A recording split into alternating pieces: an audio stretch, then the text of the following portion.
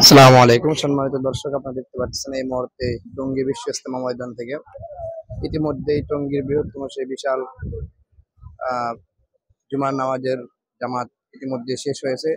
লাখ লাখ মানুষ এই তুরাগ তীরে বিশ্ব ইজতেমা ময়দানে অবস্থান করছিলেন।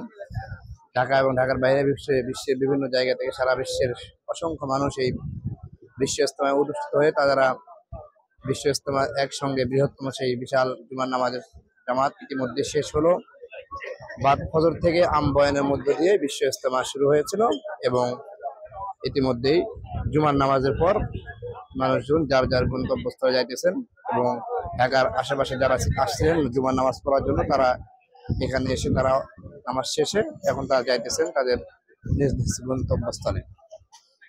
সরাসরি যুক্ত ছিলাম দর্শক, আমি দেখতেছিলাম, আমি সরাসরি যুক্ত ছিলাম টঙ্গী বিশ্ব ইজতেমা ময়দান থেকে। টঙ্গী বিশ্ব ইজতেমা ময়দানে সরাসরি আপনাদের সঙ্গে যুক্ত হয়েছিলাম।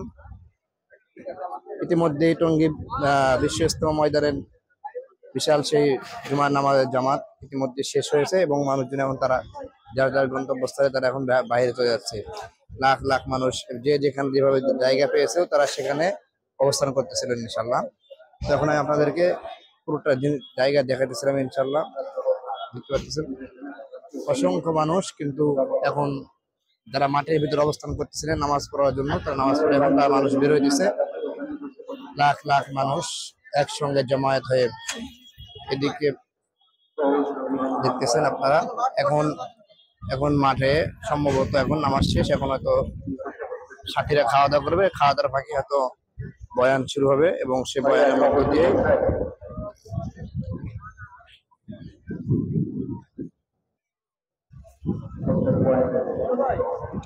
এখন মাইকে এলান হতেছে যে এখন বয়ান শুরু হবে।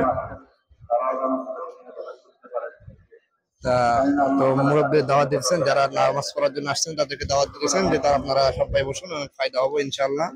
এখন বয়ান হবে, গুরুত্বপূর্ণ নসিহত হবে, বয়ান হবে। সেই বয়ান শোনার জন্য হুজুর রাখছেন আগ্রহ আছে।